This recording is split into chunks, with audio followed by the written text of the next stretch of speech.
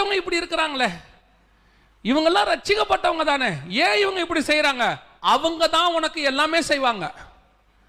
அவங்க கையில தான் கர்த்தர் உன்னை ஃபர்ஸ்ட் ஒப்படைப்பார். உன் முதலாவது அனுபவம், உன் முதலாவது சாட்சி எங்கே தொடங்க வேண்டும் என்று சொன்னால் உன் சொந்த ஜனங்க கையில தான் ஒப்படைக்கணும்.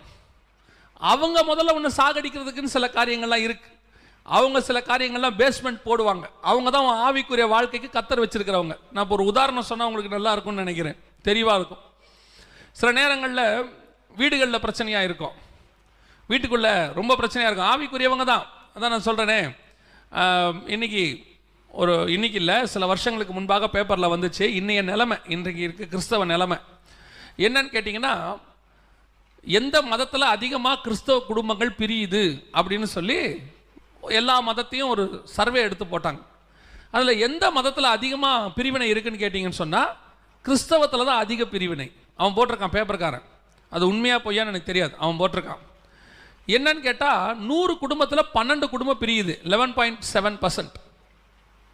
100 கிறிஸ்தவ குடும்பத்தில் 12 கிறிஸ்தவ குடும்பம் பிரியுது. என்ன பேசிஸ்னா, விவாகரத்துக்கு வராங்கல்ல கோர்ட்டில், அதை வச்சு அவன் போட்டிருக்கிறான். இந்த விவாகரத்துக்கு வராமல் பிரிஞ்சிருக்கிற கேஸ் நிறையா இருக்குது. இந்த விவாகரத்துக்கு எவ்வளோ பேர் வராங்கன்னு அப்படின்னா என்ன அர்த்தம்? கிறிஸ்தவ குடும்பங்களில் இன்னைக்கு என்ன இல்லை? சமாதானம் இல்லை. சமாதானம் யார் யாருக்கும் இல்லை, கணவன் மனைவிக்கு மட்டும் இல்லை.